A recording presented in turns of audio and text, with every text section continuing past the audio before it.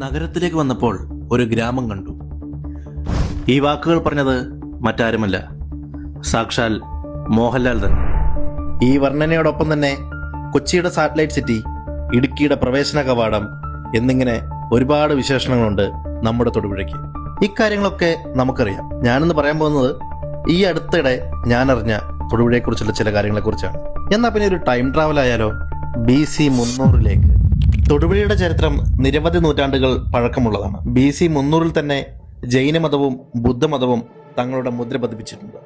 1800ഓളം വർഷം പഴക്കമുള്ള ഇന്നും നമ്മുടെ കാരിക്കോട് സ്ഥിതി ചെയ്യുന്ന അണ്ണാമലനാഥ ക്ഷേത്രം ഇതിന് ഉത്തമ ഉദാഹരണമാണ്. കുലശേഖര സാമ്രാജ്യത്തിന്റെ കാലഘട്ടത്തിൽ കേരളത്തെ ഭരണ സൗകര്യത്തിനായി പല പ്രവിശ്യകളായി വിഭജിച്ചിരുന്നു.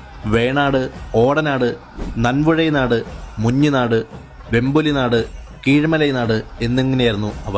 ഇതിൽ കീഴ്മലൈനാട്ടിൽ ഉൾപ്പെടുന്ന പ്രദേശമായിരുന്നു തൊടുപുഴ. AD 1600 വരെ കീഴ്മലൈനാട് നിലവിലുണ്ടായിരുന്നു.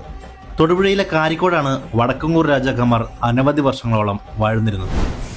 വടക്കങ്കൂർ രാജ്യം കേരളത്തിലെ ഒരു പ്രാചീന രാഷ്ട്രീയ പ്രദേശമായ വേമ്പൊലി നാട്ടിൽ നിന്നാണ് വിഭജിക്കപ്പെട്ടത്. പിന്നീട് തേക്കങ്കൂർ സ്വതന്ത്ര രാജ്യമായി മാറുകയും വടക്കങ്കൂർ കൊച്ചി രാജാവിന്റെ കീഴിൽ വാസൽ രാജ്യമായി തുടരുകയും ചെയ്തു.